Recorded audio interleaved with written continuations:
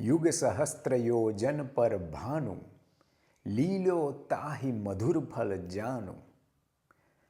હનુમાન ચાલીસામાં આવતી આ પંક્તિઓનો મિનિંગ શું થાય? તો ચાલો મિત્રો, આજે આપણે શ્રીમદ્ ભગવદ્ ગીતાના માધ્યમથી હનુમાન ચાલીસામાં આવતી આ પંક્તિઓનો તાત્વિક અર્થ સમજવા પ્રયત્ન કરીશું. હનુમાનજી વિશે આ વાત ખૂબ જ જાણીતી છે કે જ્યારે હનુમાનજી નાના હતા ત્યારે એમણે આકાશમાં ઉગેલા સૂર્યને જોઈને એવું વિચાર્યું કે આ તો કોઈ મધુર ફળ લાગે છે. અને પછી હનુમાનજીએ આકાશમાં સૂર્ય તરફ છલાંગ મારી. અને હજુ તો હનુમાનજી સૂર્યની નજીક પહોંચવા જ જાય છે ત્યાં ઇન્દ્રએ એમના પર વજ્ર પ્રહાર કર્યો. મિત્રો, આમ તો આ એક સામાન્ય વાર્તા છે અને આપણે તો કદાચ એને ભક્તિભાવથી માની પણ લઈશું, પણ તમારા બાળકો આ વાર્તા સાંભળીને તમારી સામે પ્રશ્ન કરશે. અને આમ જોવા જઈએ તો તમારા બાળકો સાચા છે, કારણ કે આ એક ફક્ત વાર્તા નથી, આ એક રૂપક છે. આની પાછળ યોગશાસ્ત્ર સંબંધી એક તાત્વિક અર્થ રહેલો છે. પહેલો પ્રશ્ન તો આપણને એ થવો જોઈએ કે શું કોઈ બાળક ક્યારે એવું વિચારે કે આકાશમાં ઉગેલો આ સૂર્ય નહીં પણ કોઈ એક ફળ છે? જ્યારે સામાન્ય બાળક પણ આવું ના વિચારતું હોય ત્યારે આ તો બુદ્ધિમત્તા વરિષ્ઠમ, બુદ્ધિશાળીઓમાં શ્રેષ્ઠ એવા બાળ હનુમાન છે. એમને એટલી નહીં ખબર પડતી હોય કે આ કોઈ ફળ નથી.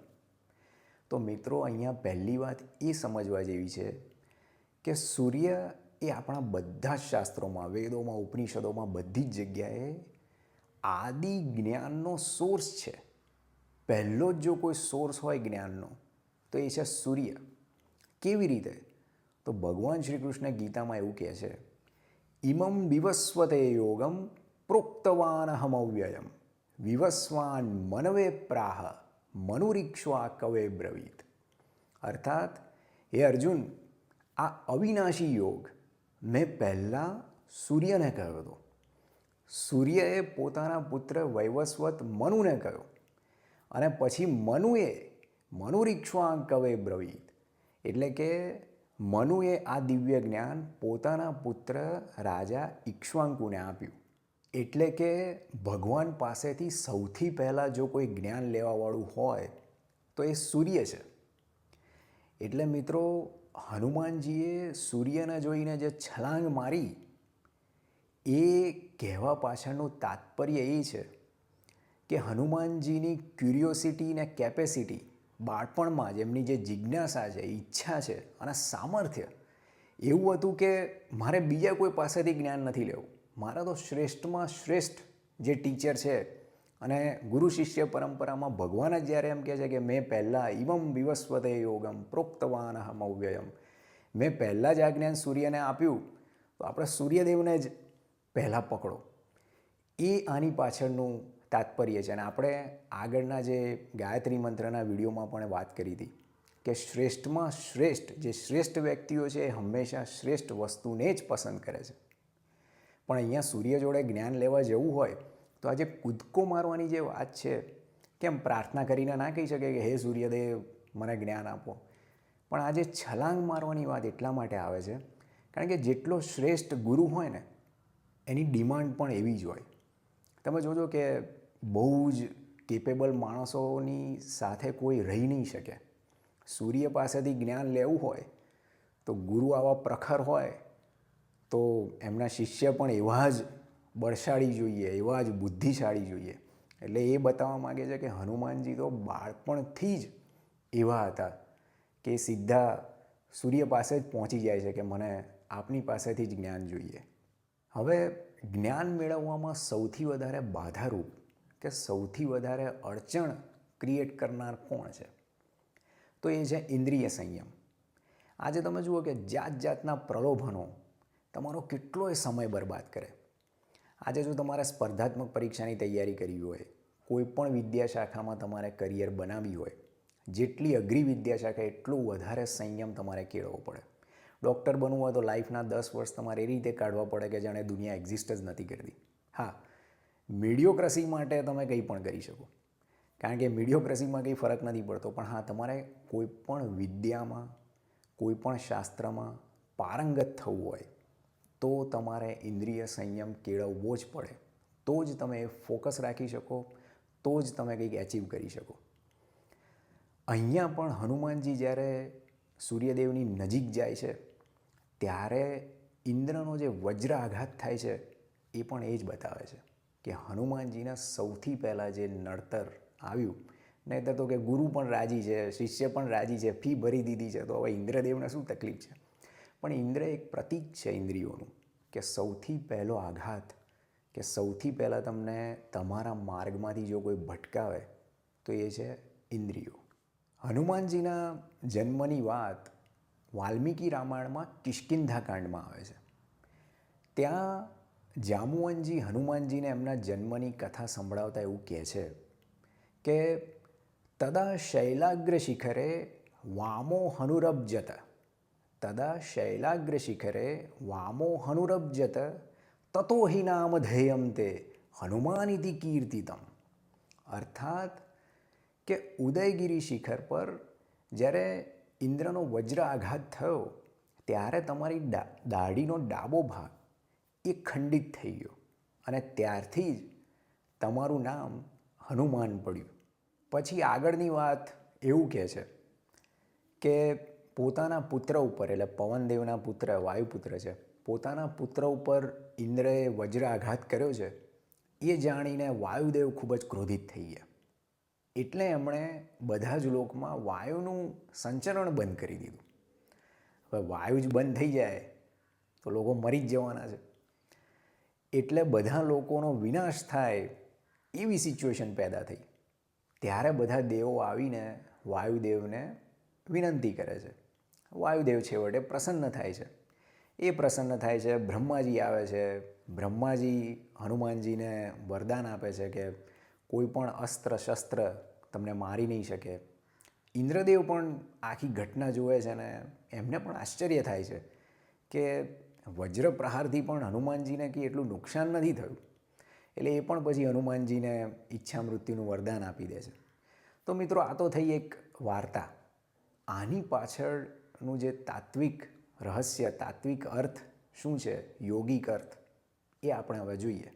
મિત્રો, આપણે આગળ વાત કરી કે ઇન્દ્રનો વજ્ર આઘાત એટલે કે ઇન્દ્રિયોનું સંયમમાં ના હોવું તે.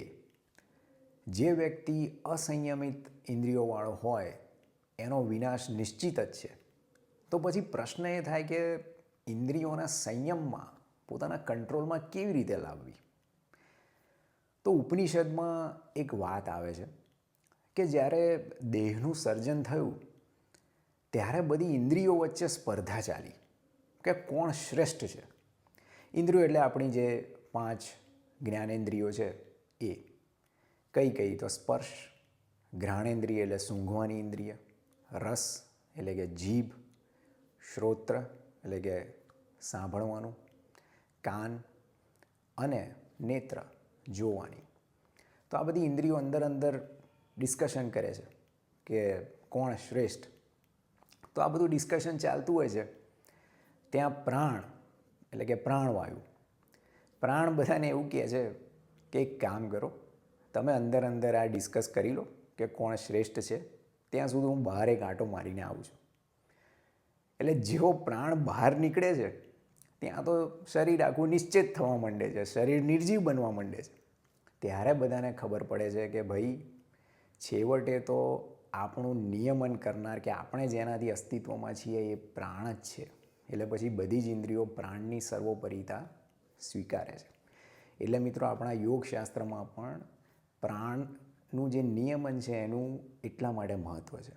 તો હનુમાનજીએ પણ અહીંયા આ જ ઉપાય અજમાવ્યો. એટલે જે વાયુદેવ કુપિત થયા અને સંચાર બંધ કરી દીધો, એની પાછળનો મર્મ આ જ છે કે હનુમાનજીએ પણ આ જ ટેકનિક અપનાવી કે પહેલાં તો પ્રાણ પર નિયમન મેળવવું પડશે.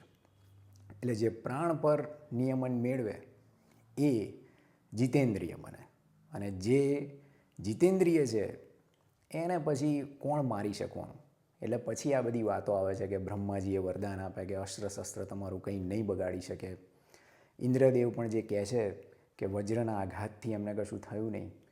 તો એની પાછળ પણ આ જ વાત છે કે હનુમાનજી કોઈ સામાન્ય વ્યક્તિ નથી. જેમ શંકર ભગવાનની જે વાત છે એમાં કામદેવે જ્યારે સરસંધાન કર્યું ત્યારે એક ક્ષણિક વિચલિત થયા અને એમણે જોઈ લીધું કે કંઈક અજુગતું બની રહ્યું છે અને તરત જ એમણે ઇન્દ્રિય સંયમ જે કેળવી લીધો. એ જ રીતે હનુમાનજી પણ ઇન્દ્રના જે વજ્ર આઘાત છે કે ઇન્દ્રિયો જે અસંયમિત થવા જાય છે અને એ જોવે છે તરત જ એના પર એ કંટ્રોલ મેળવી લે છે. એટલે કે પછી સૂર્યદેવ પાસેથી જ્ઞાન જે એમણે પ્રાપ્ત કરવાનું છે એ દિવ્ય જ્ઞાન એના માટેની એ પાત્રતા આ રીતે પ્રાપ્ત કરે છે. પછી યુગ સહસ્ત્ર યોજન પર ભાનુ લીલો તાહી મધુર ફલ જાનું. એમાં જે આ યુગ સહસ્ત્ર શબ્દ આવે છે એ પણ આપણને ભગવદ્ ગીતા જ સમજાવે છે. ભગવાન શ્રી કૃષ્ણ એવું કહે છે કે બહુનામ જન્મનામંતે જ્ઞાનવાન મામ પ્રપદ્યતે વાસુદેવ સર્વમિતિ સમહાત્મા સુદુર્લભ. અર્થાત હે અર્જુન, હજારો જન્મો પછી એના અંતિમ જન્મમાં કોઈ વિરલ જ્ઞાનવાન તત્વજ્ઞાની વ્યક્તિ આ બધું જ સર્વત્ર બધું જ વાસુદેવમય જ છે એવું વિચારીને મારી ભક્તિ કરે છે. પણ એ મહાત્મા ખૂબ જ દુર્લભ હોય છે. સમહાત્મા સુદુર્લભ. એટલે તમે જુઓ મિત્રો, અહીંયા હનુમાનજીને પણ રામની જે અનન્ય ભક્તિ પ્રાપ્ત થઈ છે એ આ જ રીતે પ્રાપ્ત થઈ છે. વાસુદેવ સર્વમિતિ સમહાત્મા સુદુર્લભ. હનુમાનજીએ ક્યારેય રામ નામ સિવાય જિંદગીમાં કંઈ વિચાર્યું જ નથી. એટલે મિત્રો, જો આપણે આ બધી જ વાતોનું સંકલન કરીએ તો આ પંક્તિઓનો અર્થ આવો આપણે કરી શકીએ. યુગ સહસ્ત્ર યોજન પર ભાનુ લીલો તાહી મધુર ફલ જાનું. એટલે કે હજારો જન્મો પછી ભાગ્યે જ કોઈ વિરલ તત્વજ્ઞાનીને પ્રાપ્ત થાય એવું જ્ઞાન. કયું જ્ઞાન? તો કે આ સૃષ્ટિ, સમગ્ર ચરાચર બ્રહ્માંડ બધું જ રામમય છે એવું જાણીને હનુમાનજીએ કે આ જ જ્ઞાન મધુર ફળ આપવાવાળું છે પોતાની પાત્રતા સિદ્ધ કરીને સૂર્યદેવ પાસેથી પ્રાપ્ત કર્યું. તો મિત્રો, આપણે પણ હનુમાનજીની જેમ મન, વચન અને કર્મથી સંયમ અને પાત્રતા કેળવીએ અને આ દિવ્ય જ્ઞાન પ્રાપ્ત કરીએ કે બધું જ રામમય છે. એવી પ્રાર્થના સાથે જય હનુમાન અને જય શ્રી રામ.